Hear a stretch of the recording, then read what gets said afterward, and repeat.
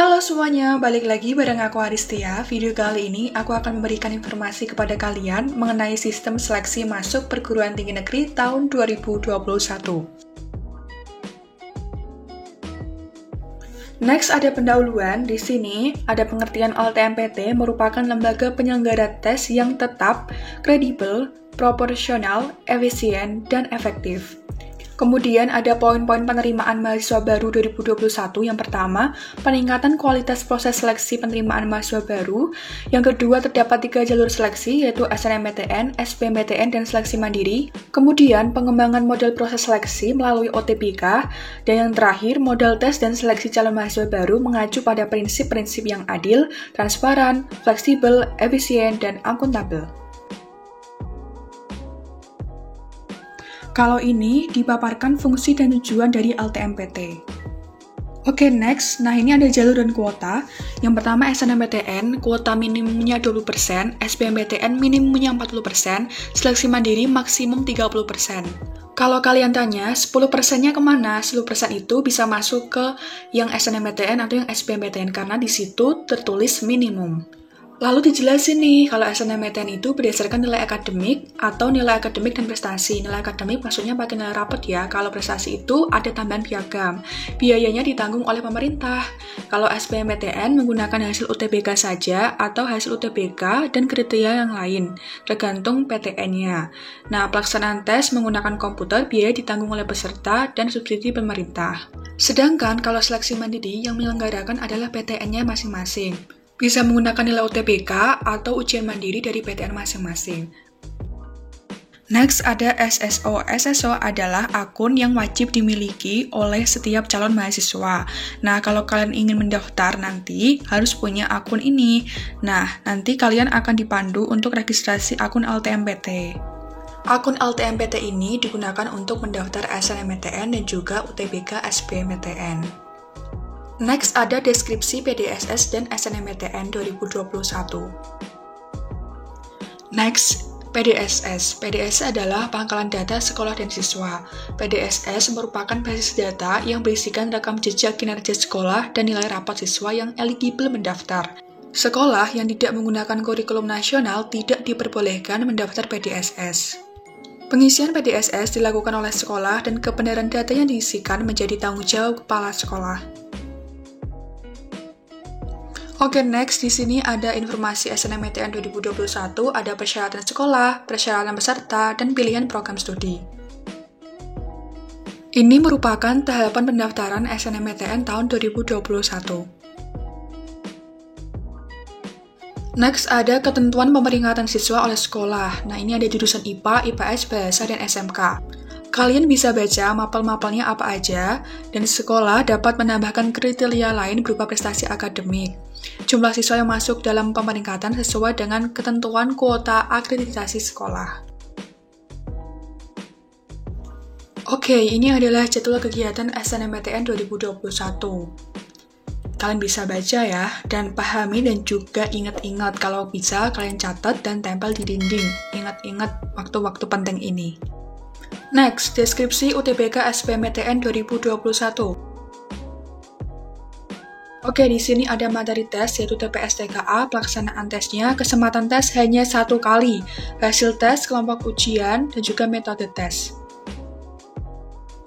Persyaratan peserta UTBK, yang pertama memiliki akun LTMPT, kedua siswa SMA, MA atau SMA kelas 12 pada tahun 2021, atau peserta didik paket C tahun 2021 dengan umur maksimal 25 tahun.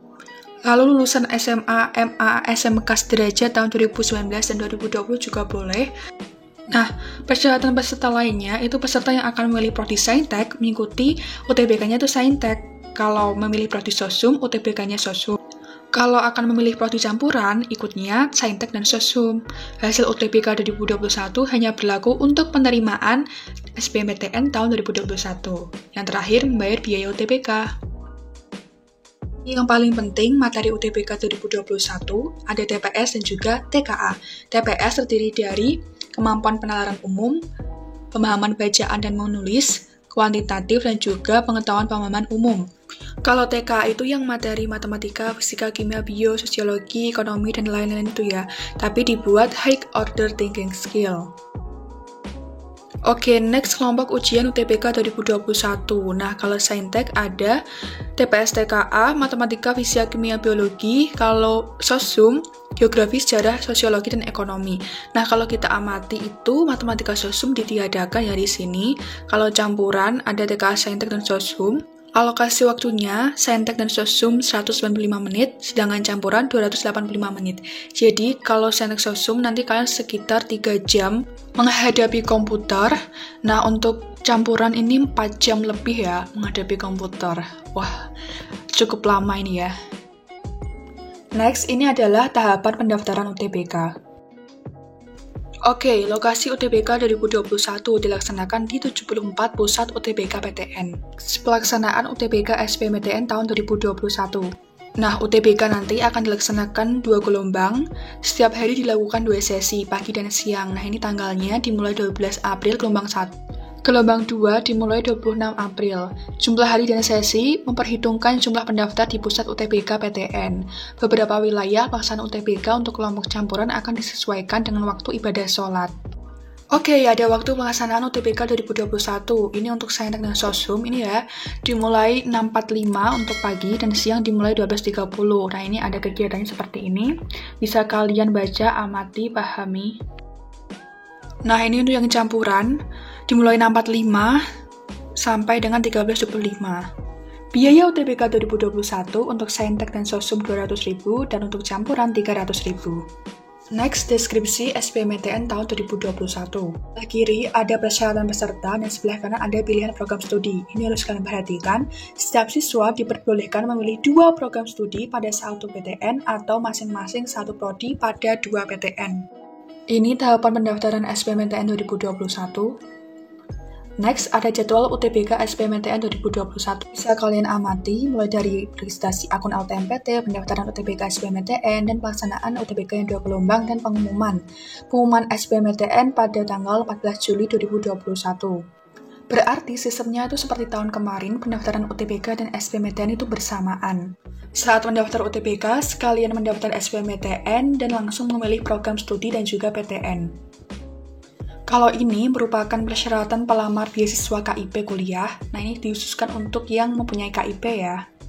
Nah, ini yang paling penting, ada rangkuman jadwal SNMPTN, UTBK, dan SBMPTN 2021. Dicatat baik-baik ya, dan diingat-ingat, ini adalah tanggal-tanggal penting. Selesai. Lembaga tes masuk perguruan tinggi dan juga terima kasih. Oke, itu tadi adalah paparan PPT dari LTMPT. Nah, selain dari PPT, ada juga yang langsung diberitahukan dari pembicaranya.